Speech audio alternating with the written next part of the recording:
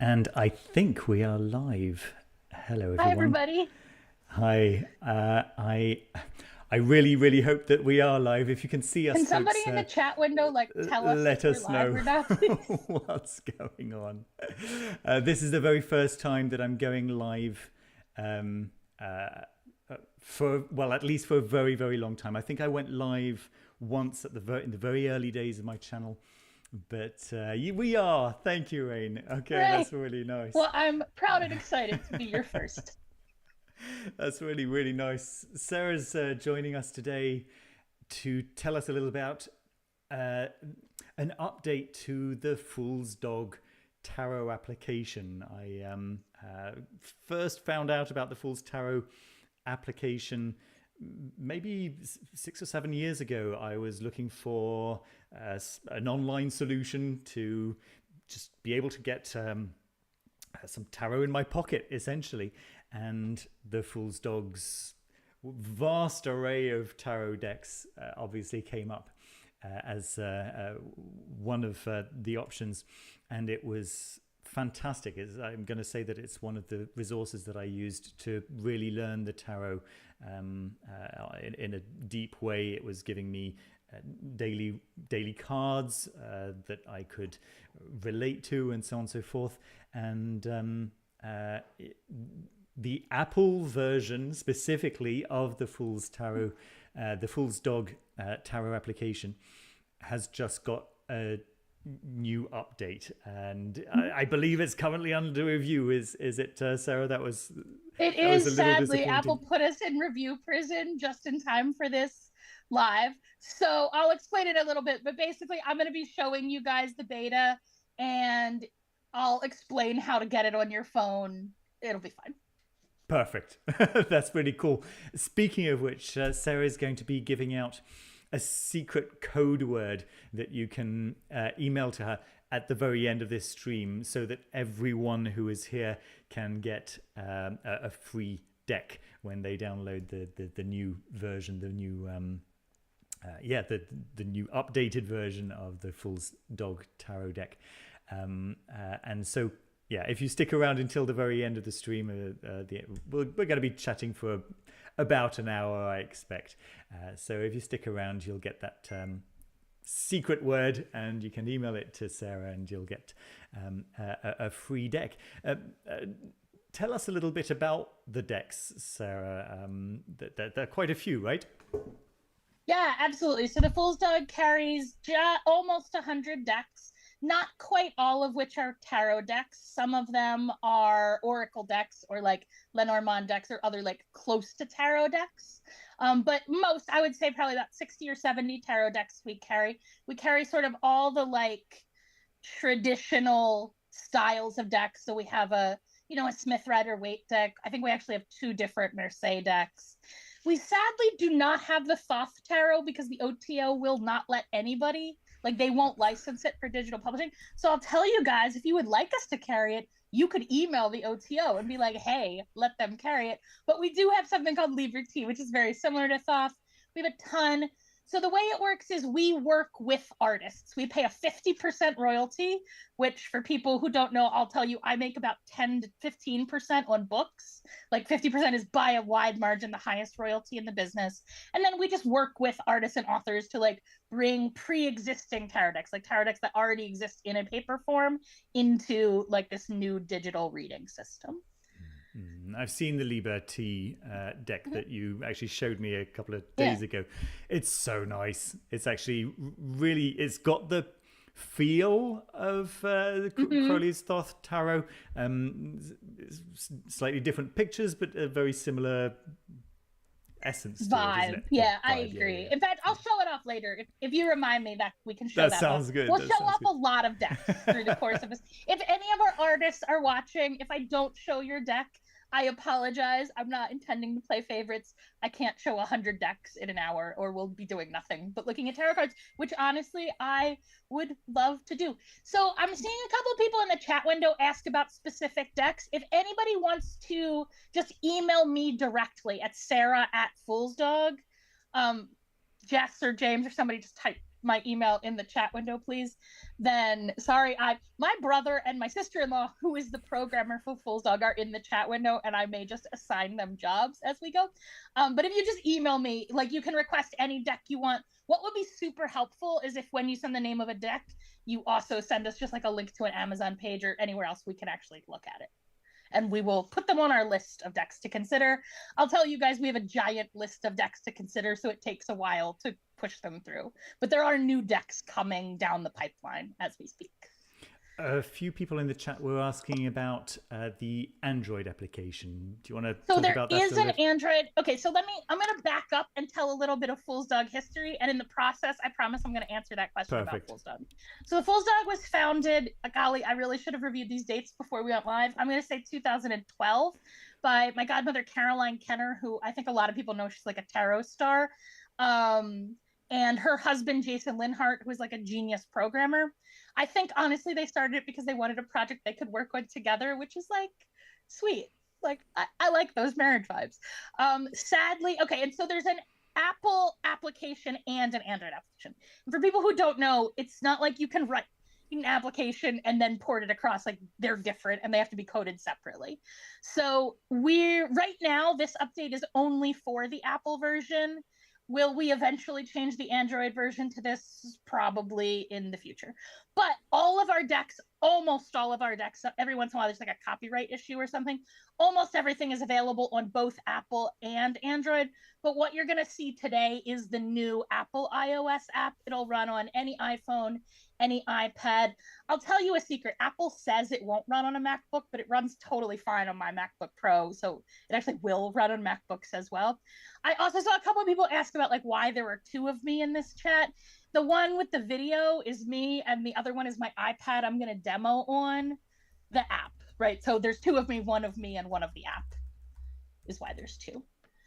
So historically, partly because like technical reasons in 2012, originally every deck was its own app.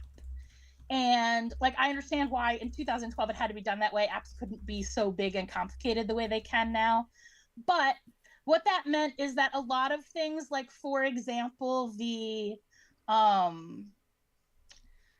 journal, I'll show you later, there's an automated journal, but it used to be like you had a separate journal for every deck. And as a tarot person, that's not really what I want. So the big new feature I'm going to show off today is that now it's like all integrated into one thing, which gives you a lot of power. So it has an integrated journal, but also like something I like to do when I'm reading with an unfamiliar deck.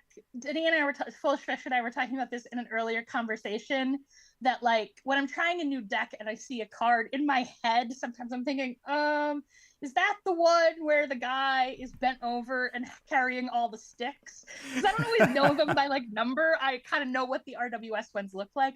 And one of the things I love, which I'll show you, is now you can like reference back to your chosen reference deck to like see what it is in a different deck as you go. But I realize instead of telling you all about the features in the app, I'm going to wait and talk more about the app once we are actually showing you the app, right? So I'm going to go back to my little history spiel. In a couple years ago, sadly, Jason had a series of strokes that left him unable to program. And like, for totally understandable reasons, it took him a while to like give up his baby, but eventually like I came on as managing partner. Jess Robinson, my sister-in-law, who's here in the chat with us, took over for the programming. So if you had to, like, if you have any technical questions, you could ask Jess in the chat, but I think I can't imagine people want to ask really about the algorithms of this program in this chat, right? So again, my email address is just sarah@foolsdog.com. My name does not have an H on the end, but I know that people think it does. So if you send it to Sarah with an H, I will still get that email. They actually both answer me. That's good. There's some issues putting an email in the chat, apparently. I don't use YouTube Live a lot either, so I will apologize on behalf of both of us that we don't fully know what is going on in the YouTube Live from a technical end, but I think we've got it figured out. Yeah, so we're now ready to launch this new integrated app. It's super exciting. I'm going to show off all the features. And it also means that we're sort of like the Foolish Fish is back, right? Foolish Fish has been here the whole time. The Fool's Dog is back, and we're going to start putting out new apps. we'll start doing a lot of new like online sort of community building around tarot. If you guys don't get the Fool's Dog Tarot newsletter, I want to say I recommend it because it's awesome, but I write it, so we can wait for other people in the chat window. Yeah, just and want he to does say, not write it, so yeah, it's good. It's good. And one of the things I do in there is it's honestly usually just like a little mini tarot lesson. That's most of the newsletter content. I really like the spreads you've been doing, Sarah. Really like those spreads. They're useful on so many different levels for so many different people, different types of readers as well, beginners, advanced practitioners. Yeah, I think everyone can find a little something in Sarah's newsletter. Thank you so much. Really cool. I really like writing tarot spreads. Like in truth, when I'm reading for other people, I usually make up a new spread for every situation, basically, although I have some like tried and true that I do that I'll show off. So we'll look at some different spreads in this like live as well. And we're here to take tarot questions. So we're going to talk about tarot, I would say, for about half the time. And then we'll move into like doing some free readings and stuff. So if you could just hold questions, like we'll take questions about tarot now. Yeah, right. Questions for the tarot, we'll tell you when we're ready for those, basically. Nice. Oh, it's nice to hear people like the newsletter in the chat window. Maybe I could ask you, Sarah, sure. The situations in which you use the Fool's Dog application yourself rather than your physical deck.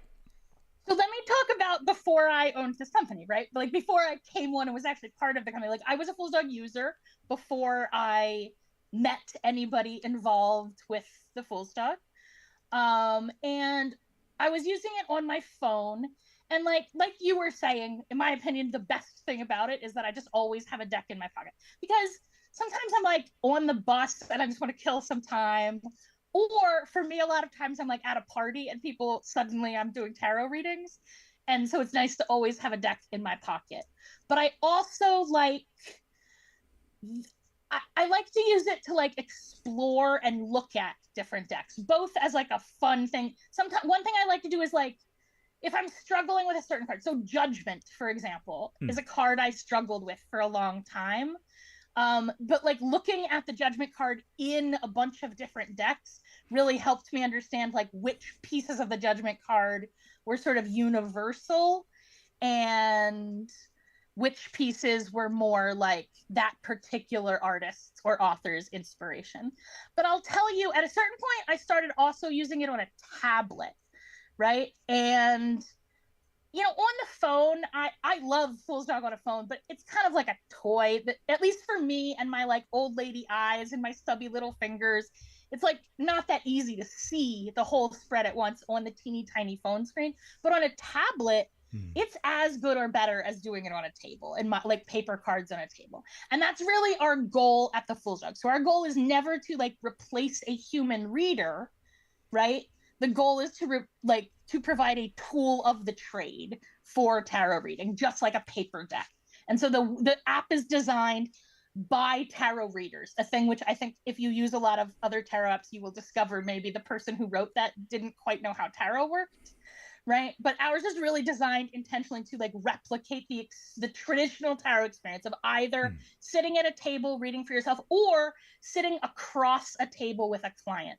And when pandemic happened and everything happened in Zoom, I love the Fool's Dog for doing online readings because, as you're about to see in a couple minutes, I can just share the whole reading on the screen, as opposed to like when I read with paper, I don't have a paper deck handy. I have to like hold each card individually up to the camera, and so they can't see the whole tableau at once.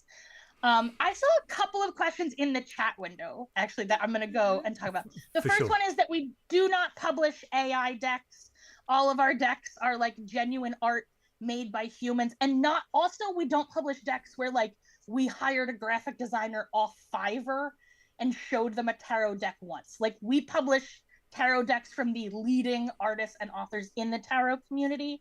And I'm really proud of the work we do there, especially because, you know, like our elders in tarot and witchcraft, like they really opened a lot of doors for us today, but that work did not come with a retirement plan for them. And a lot of them are really struggling. And so I'm really proud that at the Fool's Dog, we like support that elder generation. We help them take classic decks that young people maybe would never see. So like for people my age, Robin, or even a little older, Robin Wood is like a famous, amazing tarot deck, but young people had never heard of that deck really until they saw this digital version. Right. And so we take those older decks, bring them into digital form, but we also like nurture emerging voices and talent in tarot. But we're not Amazon for tarot decks. Like we create a carefully curated list where like me and Caroline Kenner and other tarot experts have like signed off on every deck we publish. So some of our decks are like not my cup of tea. Like I'm just not into the art or whatever, but they're all good tarot decks that like I endorse as quality reads. As people who watch my channel on a regular basis will know how important this is for me, that right. artificial intelligence used in the process of creating a deck is it kind of goes against the point for me, since this really is a human experience which we're putting into paper form, and so involving something other than a human soul to create a deck doesn't make sense. Also, Sarah, can we talk a little bit about the because I think this is kind of impressive, the cut Sure. Of the sale of a deck that the author gets is pretty nice. So we pay a 50% royalty. That 50%, our preference is to give it directly to artists and authors. But here's just a tip. If anybody in the audience is like making a tarot deck and considering selling it to a publisher, you can tell them that you want to keep your digital rights. Because if you sell your digital rights up, so for example, every digital Llewellyn deck is, I believe, I think we're the only people they go to make those. Like, so every digital Lo Scarabeo deck is a Fool's Dog deck, and we paid them 50%. And I'm not trying to throw our publishing partners under the bus, and I don't know how those contracts work, but I'll tell you, as an author, my expectation would be that they pay 10% to the actual creator. So we pay 50% to whoever owns the rights. Our preference is to pay directly to artists and authors. And again, 50% is by a wide margin the highest royalty. No, I write books, and I don't want to toot my own horn, but like I'm a reasonably big name author in the tiny little niche that I write in, and I make 10 to 12% on a book. So 50% is a big royalty. And again, I'm like, we make Fool's Dog because we love tarot. Like, we're not an outside, again, we're not Amazon for tarot decks. We're not trying to be. Like, we love tarot and we make tarot because we make this app because we want this app to exist. And like I said, I used this app for a long time before I knew anybody involved. Right. Speaking of which, Sarah, do you have a favorite deck on the Fool's Dog? Oh, that's hard. I like them all. It's unfair. Okay, look, I know.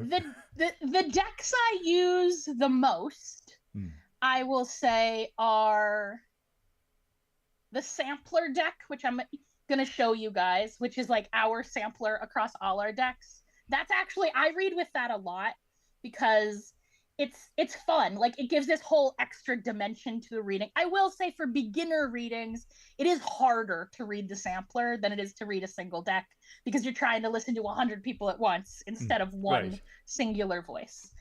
You know, I read RWS. When I read for clients, I usually read RW. So RWS, here's a fun lesson in tarot history, is named for 3 people: Rider, Waite, and Smith.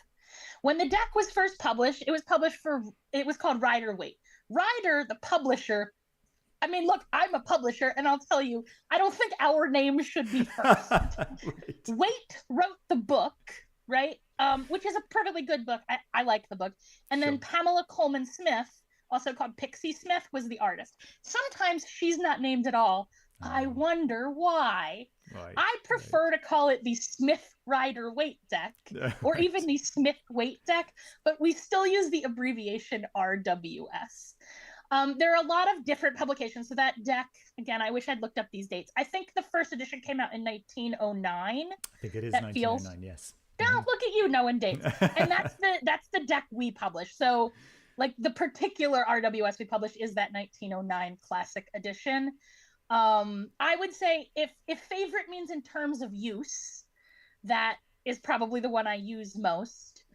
Deviant Moon is a deck I really love. You know what? I'm gonna show some pictures absolutely. of these decks Let's launch the application decks. for sure. Let me go ahead and share screen. I apologize, everybody. I'm not the best with technology, so this is just gonna take like 1 second, and you're probably gonna see my iPad home screen. I don't even know what we call it.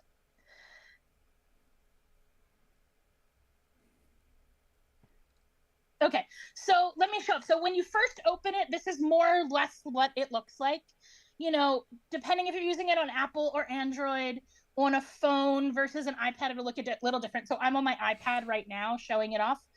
And what I'm showing you guys, because it's still in review, technically what I'm showing you guys is what it's going to update to in a couple days. But if you were to install this now, it will like auto magically through the wonder of the internet update itself as soon as Apple lets us do that. Just on the off chance, Apple's Sarah, yes. is because we can see like the little thumbnail of my face in the bottom right hand corner. I wonder if it's something that can be clicked away. It might simply not be. I think I just made it worse. No. I'm going to say no. It's not a problem. How about this? If somebody in the chat window tells me how to do that, then I will follow those instructions. So let's just look at some decks, right? So because I own the company with partners, like I keep saying like I'm the only owner, but like I have partners. Caroline Kenner is a partner. Jess Robinson, who is here with us in the chat, is our Chief Technology Officer. And then Martha Smith, who I believe is not in the chat yet. Actually, I know she's not. She's at some family thing. She's our Chief Operating Officer. I don't even know what my title is. I think I'm Managing Partner and Chief Educational Officer. Nice. I always think of it this way. I think of myself as I think of Martha, who does, you know, the money stuff, as the Queen of Discs. I think of Jess, who does the programming, as the Queen of Swords. I think of Caroline, who does like artist relations. She's our publisher. She does like artist relations and all the things, as our Queen of Cups, because she does like relationships. And I do Queen of Wands because I'm the razzle dazzle. Nice. That's how I think of our titles, but the IRS didn't like those titles. So let's show off some decks. So here's Liberty that we were talking about enough. So this is our Thoth clone. Yeah. As you can see, it's very similar to Thoth. It just has how I describe it is it's like Thoth if Thoth were Art Nouveau instead of Art Deco. Please don't tell the OTO. I actually like this a little better. Like I actually like this art slightly better than Thoth, but this is a gorgeous deck. I read with this a lot.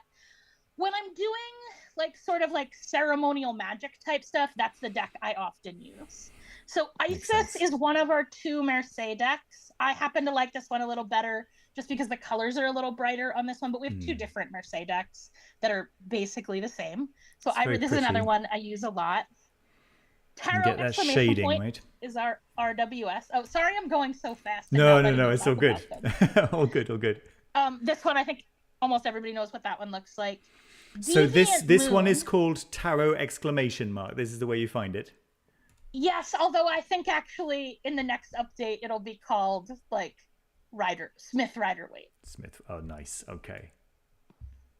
I mean, it's called Tarot exclamation point because when they were all standalone apps, that makes it come up first in a search for tarot. Like I'll be very like capitalist about it. Deviant Moon. Sorry, because I have all of them. There's just like this giant list. For some reason, I apparently don't have Deviant Moon on my tablet at this exact moment, so I'm not going to show you that one. What else? Dark Goddess is a deck I really like. This is by Ellen Lorenzi Prince. It took me a little to warm up to this deck. Like, this isn't a deck I would have necessarily pulled off a shelf myself, but Caroline really recommended it, and it reads amazing.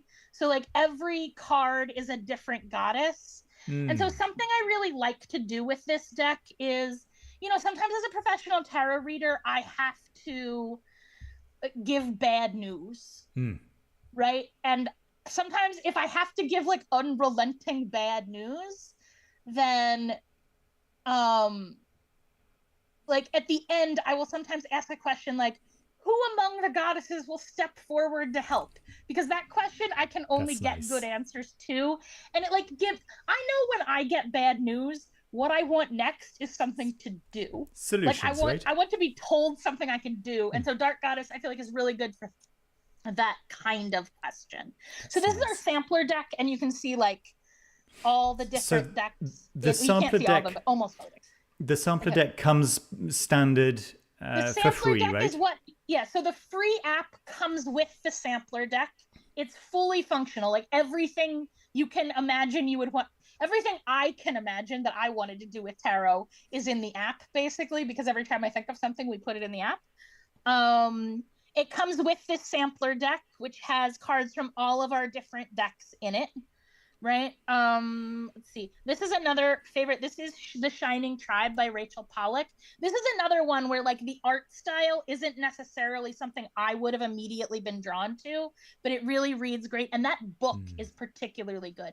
Something that's nice about the Fool's Dog is that you get not just the tiny little like what we in the biz would call the little white book, the tiny pamphlet that comes in the box. Like you get the big book with like the longer descriptions of them because we don't have to fit it in a tiny box. So I really like that about Fool's Dog. So a lot of times for me, the biggest way I use Fool's Dog is as a publisher, I totally understand why full color, high quality printing is expensive. But like if I spend like $50 or $60, especially for an indie deck, like again, I understand why they are expensive. But when I spend $50 for a deck and then find out I don't like it, because at least for me, you know, I don't really know if I like a deck until I've like played with it for a while. I'm kind of mad because at least for me, that $50, that was a lot of money. But a $4 app, I mean, every deck is even a bad deck. I don't think we publish any bad decks, but I do use bad decks sometimes because I'm the one who decides whether they're bad or not, so whether or not we publish them. I mean, with other people. Sure. Even a bad deck, I have fun with it for a couple of weeks. And so I feel like that $4, it's kind of like a trial run for a deck. And then sometimes I get the paper deck if I really liked it, right? It's so definitely a I'll step down from the $40 to $60 that we can spend on a deck through Kickstarter or something like that. It's not quite the same kind of investment, right? For sure. Agree. So here, we go. This is, I think I've now showed you all the cards in the sampler. Let me see if there's any other like decks I particularly love. Oh, okay. These are Oracle cards. They're called Druid Oracle cards. So it's technically not tarot. I love this deck. I think the art is just gorgeous. I think it's great that it's not just tarot decks. Actually, I think the fact that there are Oracle decks as an option is very cool. This one, which is again called Druid Oracle, I think it's actually two different decks. It's a plant deck and an animal deck from the same people, and you can actually you can read with only animals, only plants, or both. I usually read with just the plants personally. What else is super cool looking? Oh, Quantum Tarot. Okay, look, this tarot is not for everybody. I love it. The cards are associated with like physical laws in a way that I just think is amazing. Nice. Like I just think I really like this deck, but it's like a hard nerd deck. And if you're not into nerd physics, you're maybe not. This is not the deck for you. Spirit Song. This is a deck I love. So this is a deck I actually had in person. And one thing I like is like it's so detailed that like on paper cards you can't even necessarily see. But on Fool's Dog, I can like zoom way in and catch all the little details, which I love. Yeah. All right. So I think I'm going to pause again and look at the chat window because there's a ton more questions. You guys are doing great asking questions. Let's see. Oh, so many questions. Okay. Marshall says my outfit is spectacular. Thank you. I don't know if students have noticed. I match my outfit to what I'm teaching. Why is tarot black and white stripes? That I can't really explain, but this feels like my tarot outfit. Yeah, so Jess is also talking about how Look at Jess answering tech support questions in the chat. Good job. Yeah, so James said this. If there's features, like if there's things you want to do with tarot that like we're not doing, like email us and we will think about it. Helen Coleman Smith. Yeah, okay, so Tarot with Caro. Sorry if I pronounced your name wrong. Oh, I didn't even know who Tarot with Caro is. I do know this person. That's the person I know. Pamela Coleman Smith was also a woman of color and died in poverty. I suspect she was also neurodivergent. That's why I call the deck the Smith Way deck. I agree. For people who don't know anything about Pixie Smith, Pamela Coleman Smith, just go read her Wikipedia article to start with. She's so cool. Like, why nobody has made a movie of her life, I don't know. I would 100% watch that movie, and I think even not tarot people would. Oh, here I'll show you a pro reading tip that I learned about this. So Pamela Coleman Smith was a set director. Like in her like her non-witch day job, she designed sets for plays. And once I learned that, it informed the way I read her art, right? And so you can see that a lot of them have like these really low horizons. Let me do an actual reading and I'll show you guys what I'm talking about. And then I'll do like more readings, but for now, I'm just going to show you what I'm talking about. So here's a feature. You can like put because if like me, you have all the decks, you don't have to scroll through them all. Like people asked my favorite decks, and I guess I do have favorite decks because there's a literal favorite deck feature, right? So yeah, so Pixie Coleman Smith was a set designer and a costume designer. And so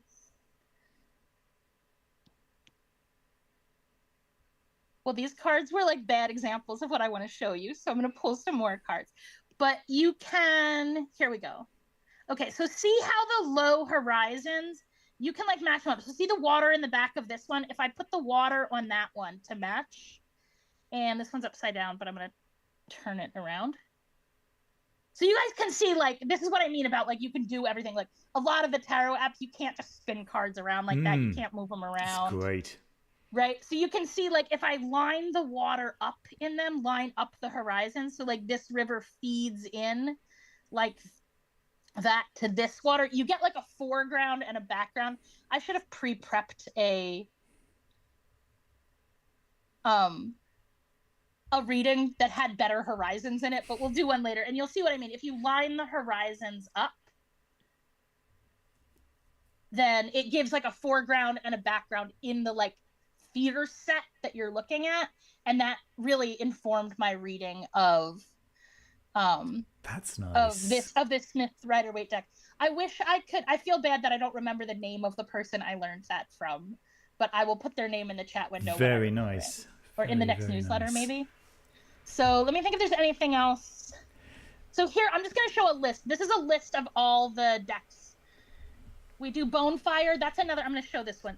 This I think is really cool art. I quite like this deck as well. Cosmic, I think, is a cool deck. So I'll show you guys right now. I was in the like catalog where you can buy decks. I'm gonna go back to here just because it's easy. Boadicea. This art I think is so cool. This art is by Paula Millay. Right? She it's I believe digital collage from like famous works of art. She's a museum curator, so her like art knowledge is super deep. I love this deck. I think it's really beautiful. This is the only deck I believe that ever came out on Fool's Dog before it came out on paper. Frith Barbat is suggesting it might have been Jason Miller. I actually think Jason Miller learned it from me, and I learned it from. But I know who it is. I just am blanking on their name, and it's embarrassing. And I'm sure it'll like come back. Fair enough. I learned it at the Northwest Tarot something, but I'm pretty sure Jason learned it from me because I remember having a conversation with him about it. Nice. But it wasn't my idea, right? Okay. So you can see like the giant list of modern spellcaster is interesting. It like. The like conceit of this deck is that you're at wizard school, and so like if you click on the cards, it like tells a little story about your magician's school kind of. And something I really like in this deck is the book has like magical uses for the cards in addition to That's nice. divinatory uses, which is cool. Again, this one, it's a little like, this is not an insult at all. It's a little like cutesy wizard school for me, but it's really cool. Sacred Isle is very cool. I love them all, and I just really like looking at tarot. Voyager. This is one of those older decks that I think young people don't know as well, right? You're like 90s flashback, right? In the 90s, everybody read with this deck. This is another collage deck. I would classify this as like a more advanced deck. Like, this is not necessarily a deck I would recommend to a beginner. It takes a little getting used to read. But this deck is really good for like business and money questions, I find. And again, it has like, I like the book that comes with this one.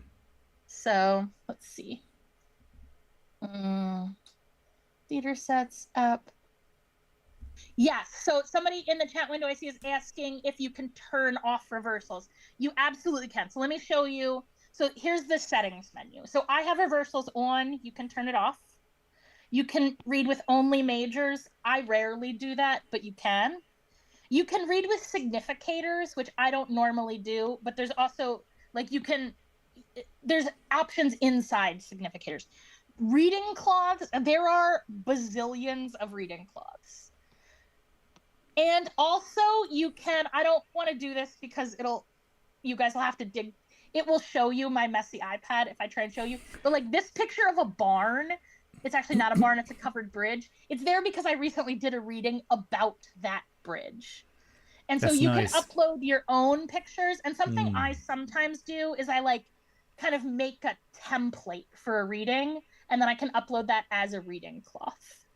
So I like it. But I'll tell you personally, I just like the plain colored ones because something I love about this deck is that, or this app, is I find, look, as a neurodivergent person, I find a lot of apps challenging. There's a lot of like beeping and flashing and animation and like beep, beep, beep, beep, beep, all in my face, and I'm not into that. And I really find our design, which I appreciate some people would call a little old-fashioned, but I really like that it's just simple and calming. Again, even on like a sort of vibe way, I like to, let me think. I like that even in a vibe way, I'm trying to recreate, like, in my mind, what I imagine as like the archetypal tarot reading experience, which is that I'm in some kind of like 1920s boho tea house reading. I don't know why, as if I have actually never read cards in a boho tea house, but somehow movies have put in my mind that that's like the perfect sort of environment, and that's what I'm imagining recreating in this spread. So let's see if there's anything else I want to show off. Andrew Arcana has a very nice comment here. Nice, I can take a picture of my own reading cloth. That's absolutely accurate, and that's pretty exciting. Absolutely. Yeah, I'll tell you, if you want to get it super high res, what we sometimes do is we take cloth reading cloths and like go to the FedEx Kinkos and put them on the scanner. And then you get like a super high res, like you can see the individual threads in it image. But yeah, you can update your own, you can add your own reading images. And in the newsletter, those templates I was talking about, sometimes I put those in the newsletter. So you get a bunch of them for free in the newsletter. Shall we do a reading, Sarah?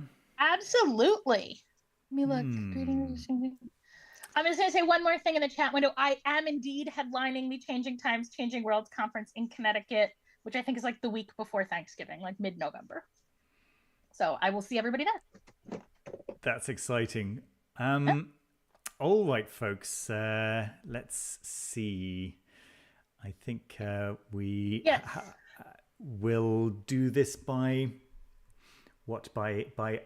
seeing who can type their question the fastest in the chat box. If you guys want some free readings, we're going to do some free readings. All I'm going to say is, like, let's try and keep it like to like light, fun questions. Oh, for sure. If you have like a deep, dark, personal question, like I just remind you that we are reading in front of a live audience, and this is going to be on YouTube forever. That's so also, I'll tell everybody, if in the middle of a fun reading, it turns more personal, then I will just tell it. Like, if that happens to anybody, email me and I will do a personal private reading for you, because I'm not going to tell your business all over So YouTube. generally, I think a personal question is good, but not a personal question that's too personal, if that makes sense, right? So a personal, Right, like a question don't that ask a affects question you. you don't want us to talk about with an audience, basically. A question that affects you directly, not necessarily related to the world stage. I mean, again, let's stay away from politics. Right. I really would prefer, but generally, if we can, a question. We've got an interesting question over here. Will I be able to save for a new vehicle by September? Any tips on doing this? I kind of like that. I like that question too. So let me talk a little bit. So remember how I said I make up? Oh, here's something I didn't show. So I'll show you guys. There are tons of pre-made spreads in here, some of which I wrote, but most of which the author, many of them came with a specific deck, right? So if you have the sampler, you also get a sampler of all of our templates, and then every deck comes with its own templates. You can see here are some that we pulled out of, like, so you can see there's a lot of them, right? But I'll tell you what I almost always do. I'm going to show one more fun feature before we do reading.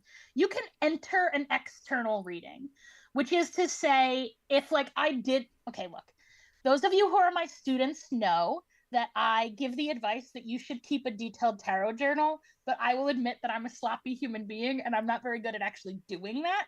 And something I love about Fool's Dog is it like automatically keeps those records for me. And then enter external reading is if I have done a reading like with paper, I can input it in, so then it's just automatically in my readings. But what I normally do instead of the preset spreads, I just do freeform spread, which means I can put the cards anywhere I want. So I'm reading with the sampler deck right now, which I'm going to do all the readings with sampler. Unless somebody, if you want, then with your question, you can request a different deck if you'd like. But I think I'm mostly going to do the sampler. So this is for Caroline, not Caroline Kenner, Tarot with Caro, who asked whether or not they'll be able to save up for a new vehicle by September. Because this is a question about like timing, I am going to make a little timeline, basically, right? Like I'm just going to look at a timeline concerning saving for the vehicle, which I'm going to run out through probably October, since the question is really, can I save by September, which I don't generally like to answer like yes or no questions. So I've just reframed the question a little bit so we get a little more information, right? So let's show off. We have several different kinds of shuffling. So riffle shuffle is like this traditional kind of shuffling. As with an actual paper riffle shuffle, it doesn't fully randomize the deck. Like 6 of those will fully randomize the deck, but the deck actually starts off randomized. Like the deck's not in order when you hit shuffle, it's already randomized. But that, like the different kinds of shuffle do indeed work differently. We also have this like wash kind. We also have something I didn't show you because I don't use it that much, is in the settings, you can turn it, instead of, I'm just going to draw cards off the top of the deck because that's what I would do in a paper deck, but I can also fan them all out, face down and pick them out that way. I just don't actually do that, but that is an option. There's a cut option. Because the chat window is a little hard to see, I'm just going to cut for you, Caroline. So I'm going to pick this one in the middle. Sad fact, I always pick the one in the middle, actually. And doing this for people online, I'll tell you, like 80% of people pick the one in the middle. If you ever want to do card tricks, I've noticed that. So again, we're going to do it a little timeline. So I'm going to start off with like the current situation. It's July and we're asking for September. So I'm just going to do months, right? So this is now. This is by mid-August, by mid-September, and then let's go through Halloween, right? 4 cards, basically monthly. Depending on the nature of the question, if this was like a really long-term question, I wouldn't go months because I'd have too many cards, but they're not always the same increments. Sometimes I do like what I would call an exponential timeline. So there's like a couple that are close, like this week, this month, and then this year, 5 years thereafter, for example. Sometimes people ask like, will I ever find a husband? And I'm like, well, if you're lucky, no. But really believe marriage should be a prison. I don't know why anybody would want to do that. Okay, so right now we have the 10 of Cups, which is a nice place to start from, right? It indicates that, like, even though, you know, you've got this issue with your vehicle, like, emotionally, you're, like, doing okay, right? So this card is often called satiety. And it's an indication, like, emotionally, it's an indication that things are pretty well, like, right now. I'm going to talk about each individual card. The biggest difference, in my opinion, between beginning readers and advanced readers is that beginning readers read one card at a time, and advanced readers kind of look at the whole board. I think the same way we would say in chess, right? That you have to see the whole board. It's the same in tarot. Okay, so mid-August, we have the Tower. I'm not going to lie, that's maybe not the greatest card you could have here, but it's in August, so I don't know what the current situation with your vehicle is. I'm going to say right now, I feel like in August it is not working. Like, maybe it's kind of bubbling along right now, but by mid-August, perhaps not. This is the Tabula Mundi tarot, by the way. I quite like this deck. Mm-hmm. Right? Okay, so next we have, okay, by mid-September, we have the Hanged Man. Again, maybe not a great card. Like, I regret to inform you, this is not a good reading so far, right? But we're going to find, like, some advice in it. That being said, the Hanged Man is an improvement on the Tower. Like, the Tower is things falling apart, and the Hanged Man is actually the first stage of putting things back together, right? So here, I'm just going to read this little bit here. The cost is fear, but the gift is wisdom, which sounds like some mystic mumbo jumbo because we're talking about a car. But what I understand them to saying is, like, if you are patient and you, like, don't get all wrapped up in your field and, like, work through this problem, the Hanged Man, again, is an improvement from the Tower. Things are improving over this reading, right? Justice at the end here. You have a lot, I will say, there's a lot of, like, major arcana cards for a question about a card, right? So one thing I'm going to say is that you might consider if this car issue is in some way, like, symbolic or, like, the tip of the iceberg for some, like, broader thing going on. But justice is a good card to have here because I think it is good and just that you be able to afford things.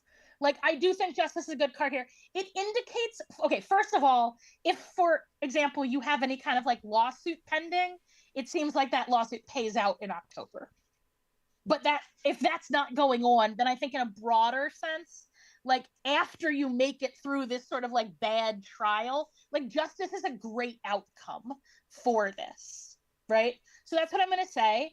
And I'm going to pull these up here. And I'm going to show a couple things here, right? So the first one is I'll show you what I mean by, like, I can switch back to, here we go, rider weight. So, like, for people who aren't familiar with the sample deck, you can always, like, swap back to your, what I think of as your reference deck. So for me, I think of it as, like, the deck you learned on. And for me, that's always rider weight, like, if I'm not sure. Tarot, I know you're, like, big in tarot, so that I didn't need to show you that, but there's a big audience. But something else I like is that I can also, I can go back, right? And when I go back to the sampler deck, oops, sorry, I went back to the wrong deck. Despite owning an app company, I'm, like, borderline tech illiterate. So if I can use this app, you definitely can use this app. Like, students who know me know that I, like, don't know how to use an iPad, and even I can make this work. But that is so cool, so when you go back to the sampler, the two on the fly like that. The other thing is, like, the sampler deck has more than one tarot or more than one tower card in it, for example. But it'll always take you back to the one that you got in the first place. So, Caro, I regret to inform you, this timeline doesn't look great, but it does look pretty good by mid-October. So your original question, will you be able to do it by September? I'm going to say no, but it looks like you can by October. I'm going to draw one more card to just give you some advice. Like, how can we make this situation better? Because remember when I said I don't like to leave it on a bad note. So, like, as a professional reader, I find the hardest thing is giving bad advice, because I want to, like, in my heart, I want to be like, no, everything will be great. But I'm going to tell you what the cards actually say, which is not great. I think you knew that already. Because you're a tarot person, I mean, right? But so I'm always going to like turn it around, because, you know, the future's not fixed, especially like we're magicians. I mean, I don't know if everybody in this chat is a magician, but me and Foolish Fish and Caro are all definitely magicians, right? So let's pull another card about like how can we improve this situation, right? And I'm going to put it here on the tarot because that's what I would like to improve. Okay, and here we have the Nine of Swords, right? A challenging card. Okay, at this point, I'm going to acknowledge the fact that I do know this person I'm reading for, and so I want to be clear, the advice I'm about to give is specifically for them in this specific, like, I'm not cold reading. I do know this person and like low key know their life. So what I'm going to say here is the owl in particular, I think, I don't want to tell your business online. The owl in particular is the sign I am reading for, and you should be working with your owl spirit, which I'm confident you have one of those, but that's who came forward. And so you can see in this example, this is one of the reasons I love the sample deck. Like the Nine of Swords does not normally have an owl on right? Right, but the answer to this question, I think, was owl, right? And so for you in particular, my inner sense is owl is the answer to this question.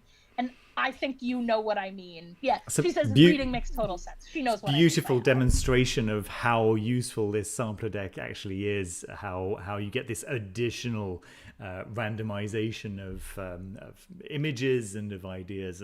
Yeah, it's wonderful. Very, very cool. And then the other thing I'm going to highlight here, because I talked about like reading the whole board. I'm just going to make these cards a little bit bigger so you can see them better.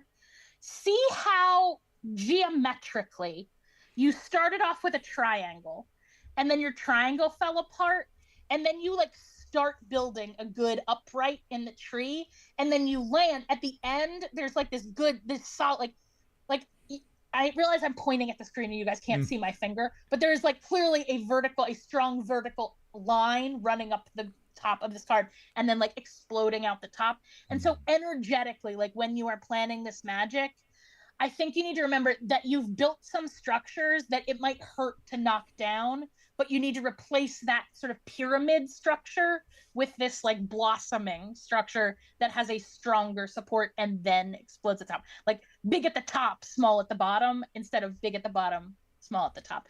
I'm talking a little bit in code.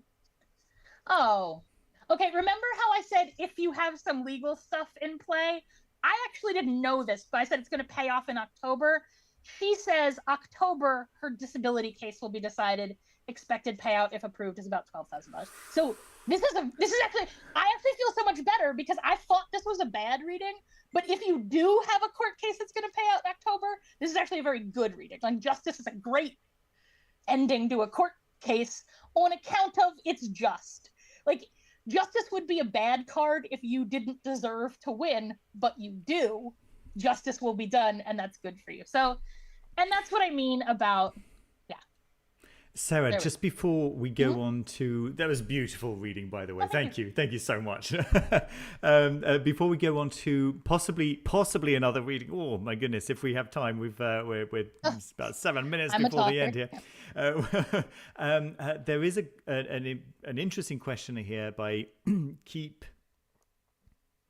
It With Mick, of course, trying to work out where the breaks in that long word is. Speaking of magicians, how does the magical aspect of a reading work with the app? Would one do all the normal things to get the cards to talk that one would with paper cards? Yeah, absolutely. So because honestly, I didn't want to do like my personal like prayer I do before reading on air. I actually did it before we went on air for the whole session, but I just do it exactly the same way I would do it with cards, right? So like for me, I like say a little prayer, like please help me attune with wisdom and speak truth is basically my tarot prayer. And then if I was reading tarot cards, I would like hold the cards up to my lips and like whisper to them and kiss them. And I straight up just do it with my iPad, like like exactly the same way I would. When I'm using cards for magic, right? I sometimes do what I would do with paper cards, which is like lay out a tableau. Oh, it's asking me to sign up for the newsletter, but I'm already signed up for the newsletter. Oops. I sometimes make a tableau, right? So this is enter external reading, which I talked about if you did a paper reading, but you can also use it for magic, right? So we'll do a tiny bit of magic for Caro's van. So we're going to pick the magician because I want some magician energy in there. And then I'm going to pick the chariot because it's about a car. And it's Ishtar, which is a great card for this particular person in this particular situation. And you can see she's like moving into the future. I like that. And then we're going to pick justice again because that's actually what we want, right? So, and this is just an example that I made up off the top of my head, but I will sometimes make like these little spreads. And then something I do is I will like screenshot them. And then I will like write sigils just on my iPad on top of them, just like I would with paper cards where I will like take a photo and do it that way. So that's a thing I love to do. For me, the only thing I do with tarot cards that I can't do here is I do sometimes light a tarot card on fire for magic. And I have never lit my iPad on fire. Yeah, suddenly the $4 tarot deck is not the the cheaper option. Okay, here's the thing. I'm sloppy, so sometimes I lose cards. And once you've lost a card, the whole deck is maybe put into the I do magic with this spell. Also, I'll tell you what I normally light on fire is playing cards, which are 50 cents a deck, $1 a deck. Okay. Yeah. Nice. Well, we're getting very close to the end here.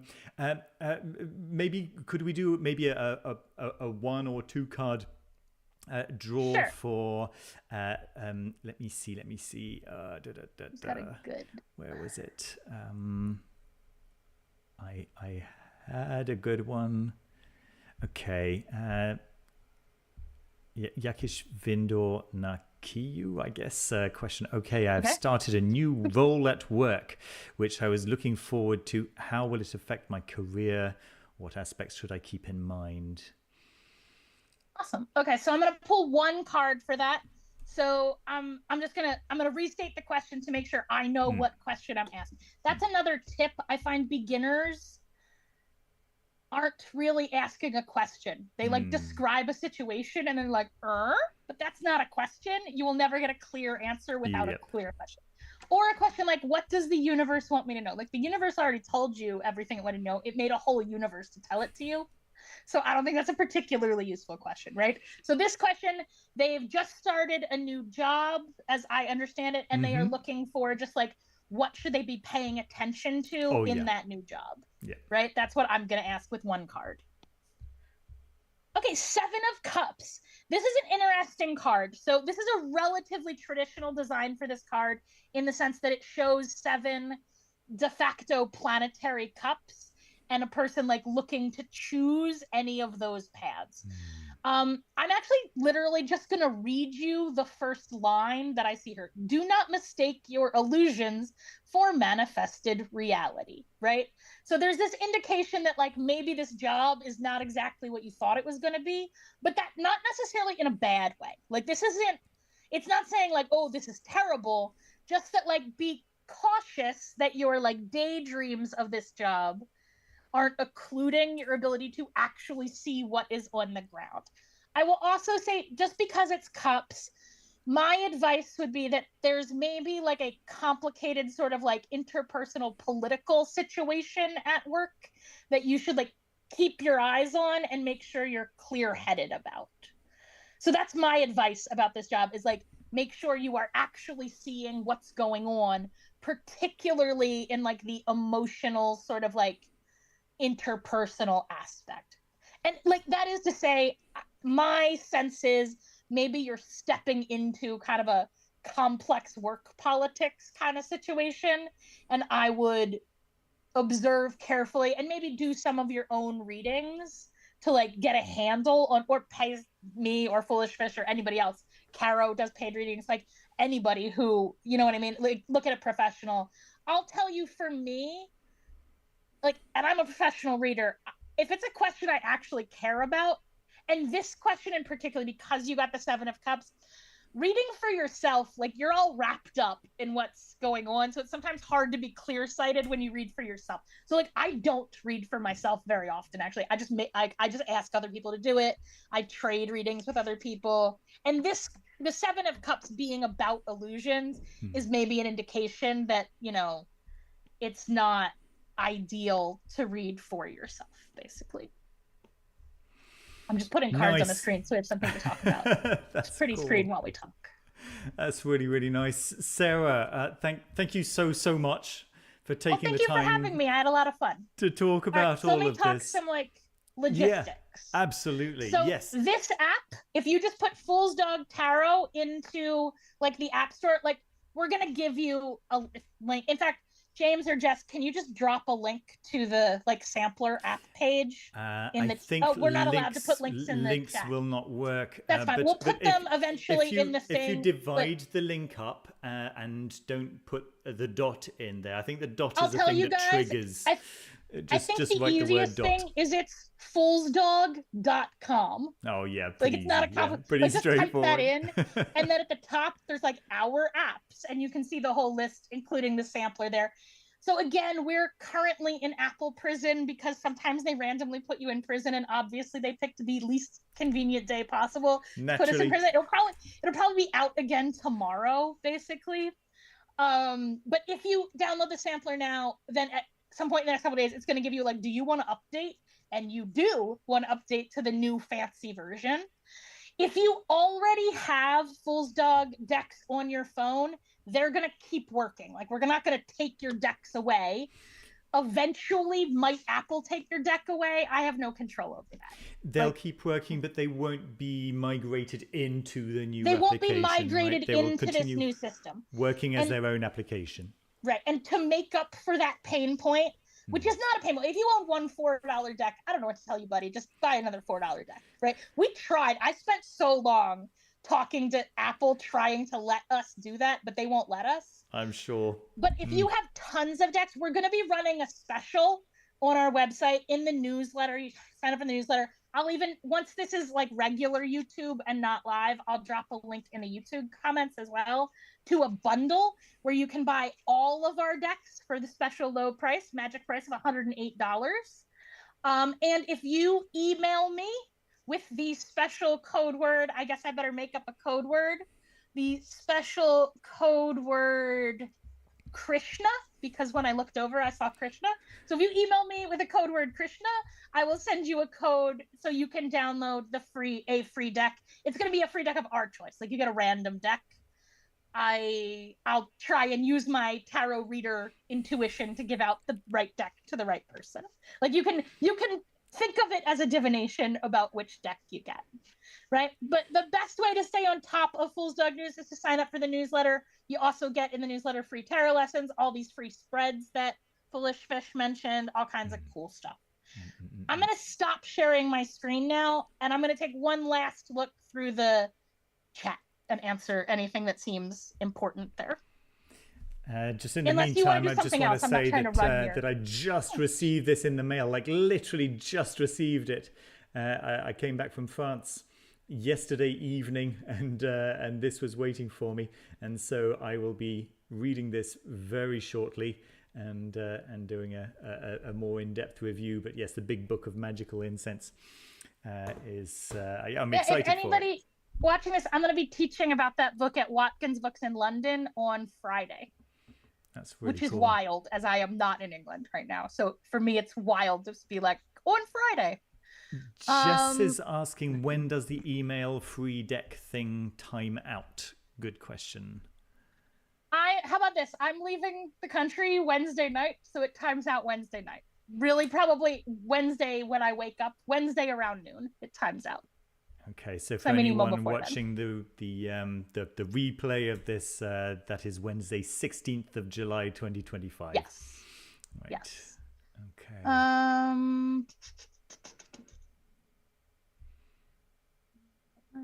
Helpful, agree, question.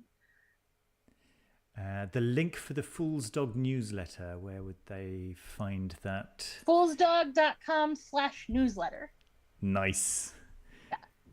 We try and keep it easy for you because, as I mentioned, I am incompetent at technology. So if I can make it, do it all the time. It's likely to be an evening gig. My new book comes out at Halloween. Introduction to Witchcraft will be out at Halloween. Nice. Yes, Old Man Ferdiad was saying, is it going to be an evening gig at Watkins? They usually start at 5 p.m., I think. 5 I believe it to be London 5 p.m. Time. If you look at the Watkins website, we ask people to RSVP. You don't technically need a ticket, but I'll tell you, historically, when I've talked there, we ran out of chairs. So if you RSVP, we know how many chairs there are needed. But it's a pretty small store, so there is. Last time it was standing room only, but we didn't actually kick people out. But there is a possibility it's going to fill up, so please RSVP is what I would say. My new book on Solomonic magic, Sefer HaOtot, A Book of Seals, is currently with my editor, David Rankine, at Hadean. I don't have an exact release date yet. My guess would be around New Year's. Yes, do watch the Foolish Fish weekly news videos to know exactly when that's going to be available. I also have a Not Tarot newsletter you can sign up with too. For me, if you want to hook up with me personally, obviously that sentence came out a little strangely. If you would like to follow my professional work, I suppose also if you want to hook up, if you put my name into Google, with quotes, everything that comes up will be me. So like my website, my newsletter, my Facebook, etc., etc. Fantastic.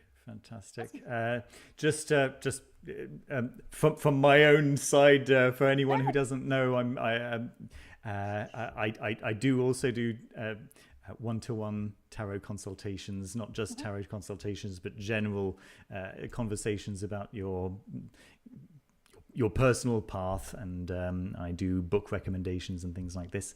And if you'd like to support the channel, then naturally the Patreon is the most helpful way to support the channel. Sarah, do you have a Patreon? I do not have a Patreon. I guess I will put out a tin cup and you can put money on it. No, the easiest way to support me, I suppose, is to buy things from me.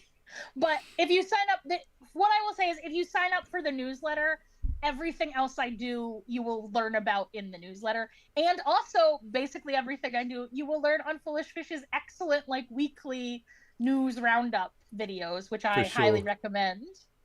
Also, I'm going to throw this out there, guys. I think a lot of people only watch Foolish Fish's, news and book reviews, but the lessons, the actual magic teaching lessons, are excellent. Well, thank you very much. And you guys who know me, I don't say that about most of my colleagues. I don't actually throw out teaching advice teaching compliments. This guy's a good teacher. I recommend his videos. I appreciate that. You can tell I'm binging them because I just keep making comments on it. Well, Sarah is a trained teacher like me, and we certainly appreciate each other's work. I think that it's really, really nice when an experienced practitioner is also an experienced teacher. That really makes a big difference, and you'll be able to find all of Sarah's classes and courses that she teaches on her website. What's your website, Sarah? Remind us. It's witchlessons.com. There you go. Easy peasy. Again, I try and give things very simple names because I am bad at remembering names. Nice. As you saw, Foolish Fish is oh yeah, that was definitely published in 1909. I'm I don't. Yeah. 1900-y. I'm not good at that kind of detail stuff. Fantastic. Thank you so much, everyone, for joining. It's been so much fun. I think at some point we had 100 viewers live, which was really nice. And 488 viewers, excuse me, in total. But that's a lot. Yes. And also, I like that number as a numerologist. Right. I like that number. Right. So that's been really a lot of fun. Thank you. Yeah, for your patience as well, because it's as I say, it was the first live stream that we've done. Really, full stop. I did one for members, I think, at the very, very early days of having membership. But yes, I enjoyed doing this very much, and thank you, Sarah, once again, and thank you to everyone. Thank you for having me. I had fun. Right, and thank you to everyone in the comments for for keeping things alive, and for your engagement, and yeah, let's do this again sometime, right? Awesome. Cool. I All would right. love to. Take Bye, care, everybody. everyone. Bye bye. Have a nice weekend. See you. Bye.